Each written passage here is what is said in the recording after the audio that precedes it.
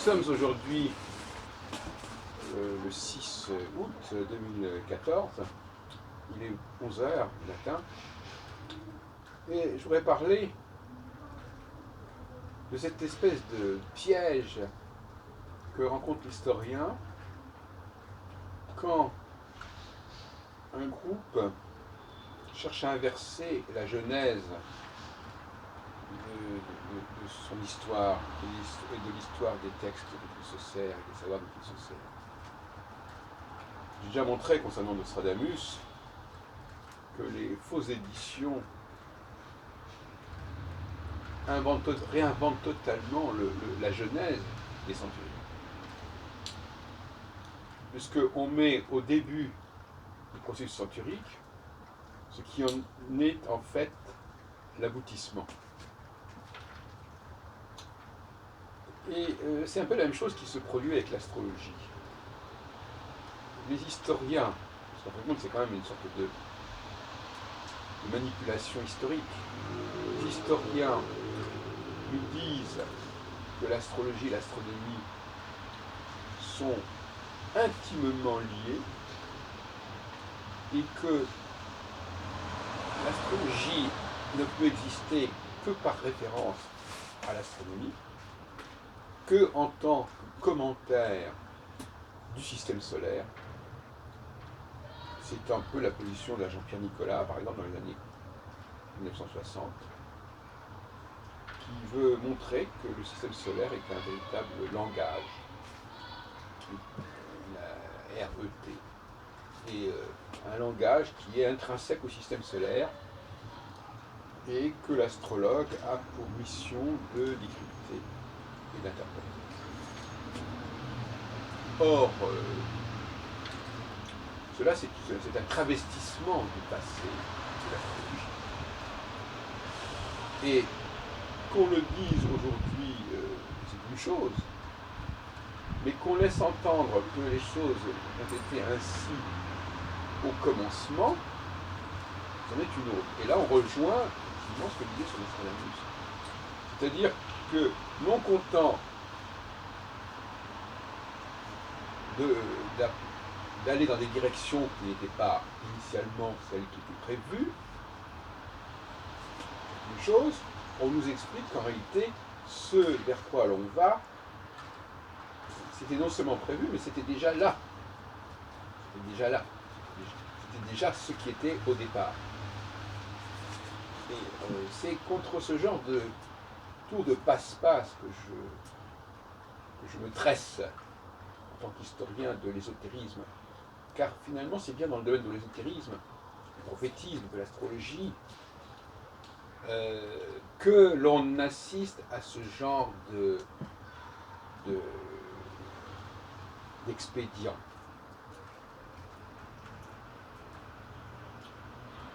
Il est évident que la genèse de l'astrologie, ce qu'on nous dit sur la genèse de l'astrologie à partir de l'astronomie, c'est une évolution tardive, du moins sous la forme que nous connaissons.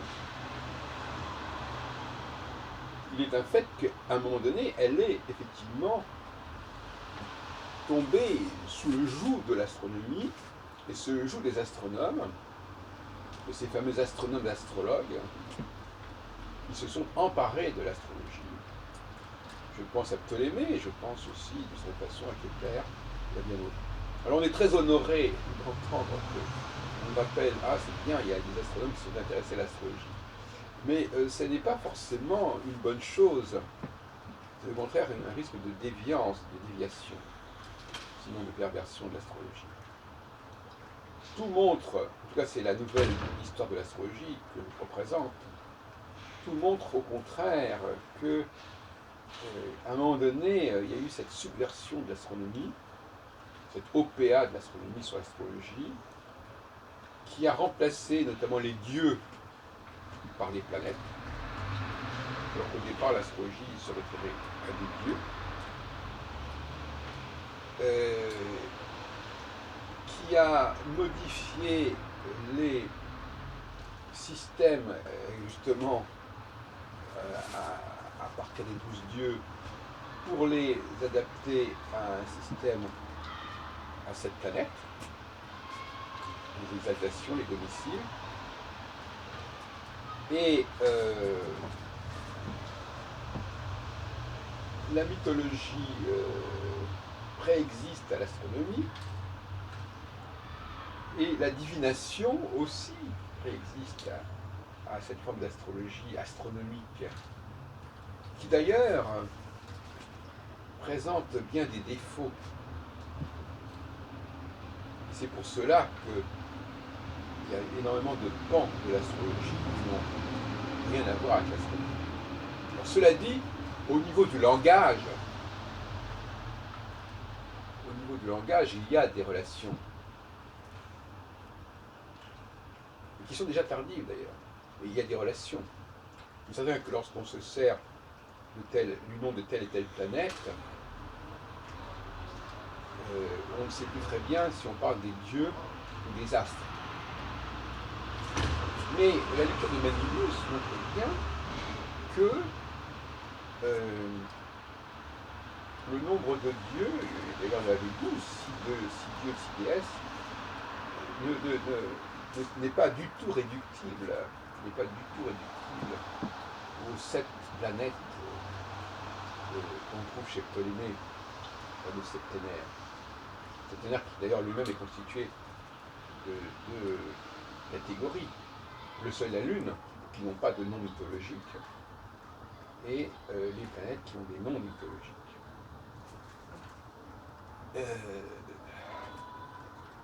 Cela dit, bien évidemment, par exemple, si on prend le système des maisons astrologiques, la division en secteurs et en domaines, c'est évidemment bien antérieur à l'astrologie. C'est une checklist tout à fait estimable quand elle n'est pas déformée et corrompue.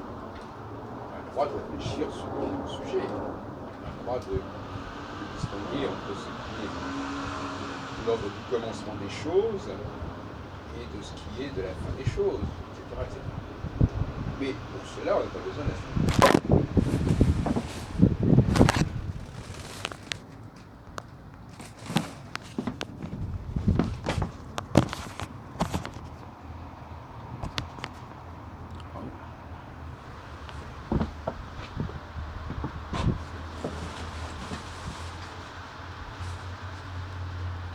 Donc déjà, dire que l'astrologie est née d'une réflexion sur l'astronomie est une plaisanterie. Ce qui est vrai, en revanche, c'est que l'astrologie se sert de l'astronomie. Elle s'en sert pour activer des notions mythologiques et divinatoires. Ça, c'est vrai. Quand je dis qu'elle se sert de l'astronomie, je l'entends dans un sens tout à fait minimal. Par exemple, dire que l'astrologie se sert de la Lune pour activer un certain nombre de dispositifs, on voit bien que la Lune, ça n'épuise pas la question de l'astronomie. Donc, qu'il y ait un moteur, qu'il y ait un vecteur, qu'il y ait un marqueur astronomique, oui. Mais on est très loin, très très loin des rapports incestueux, si on peut dire, enfin, des rapports en tout cas intimes entre l'astrologie et l'astronomie, tels qu'on les connaît depuis quand même pas mal de siècles. Ça n'a rien à voir. D'ailleurs, tant qu'on en reste au niveau du Soleil et de la Lune, hein, ça ne va pas très très loin. Que ça aille jouer sur la détermination des 12 mois, certainement, que cela aille jouer sur la structuration du zodiaque, certainement. Mais l'astrologie est tout à fait autre chose. Et même par rapport au zodiaque. Le zodiaque est une donnée qui correspond à un calendrier, mais l'astrologie n'est pas née par rapport au zodiaque. Ça aussi, c'est un fantasme. elle est certainement une division en 4, division en 8, mais elle n'est pas fondée sur le tout de l'astrologie. J'en ai parlé longuement à différents moments, on parle là-dessus, mais il y a cette question de syncrétisme. Mais le paradoxe dont je voudrais parler maintenant, c'est la question des dispositifs comme les dasa, les dasha hindous, qui se servent du nom des planètes, mais qui distribuent les planètes entre les différentes phases, mais sans aucun rapport avec les réalités de positionnement de ces planètes. Le seul facteur qui va jouer, c'est la Lune. Et encore là, on est déjà dans un stade intermédiaire, à moins qu'on soit dans un stade postérieur, qui reste encore à démontrer. C'est-à-dire qu'on pourrait dire, premier stade, les 12 dieux et déesses, qui sont liés aux 12 mois de l'année, qui sont activés par le passage de la Lune et du Soleil, ce qui donne la tradition actuellement d'être né sous tel et tel signe. On trouve dans les horoscopes, n'est-ce pas, le Soleil qui est marqueur, qui à un moment donné est au Bélier, au Taureau, etc. Et à ce moment-là, il n'y a que le Soleil qui est l'élément astronomique. Le reste, ce sont des dieux. Bon. Maintenant, on a remplacé le système de Manilius d'attribution des dieux au signe de Liaco, au mois de l'année, une forme de proto-astrologie de toute façon.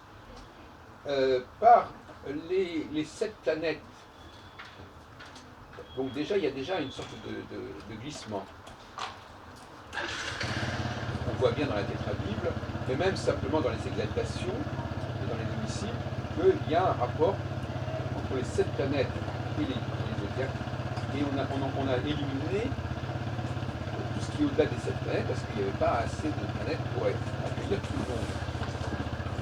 Le problème, c'est qu'aujourd'hui, on retombe encore plus dans l'anachronisme.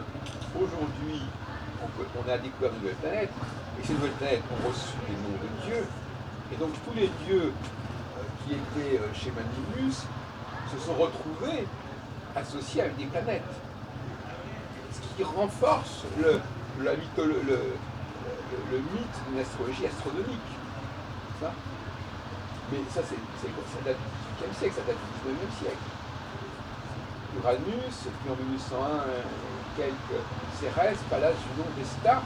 Là, on complète. On voit que des septénaires sont comportés que Vénus et la Lune, en tant qu'élément féminin. Là, tout de suite, on a Pallas, Junon, Vesta, Cérès, avec l'élément féminin est réajusté, en quelque sorte, par rapport à l'élément masculin.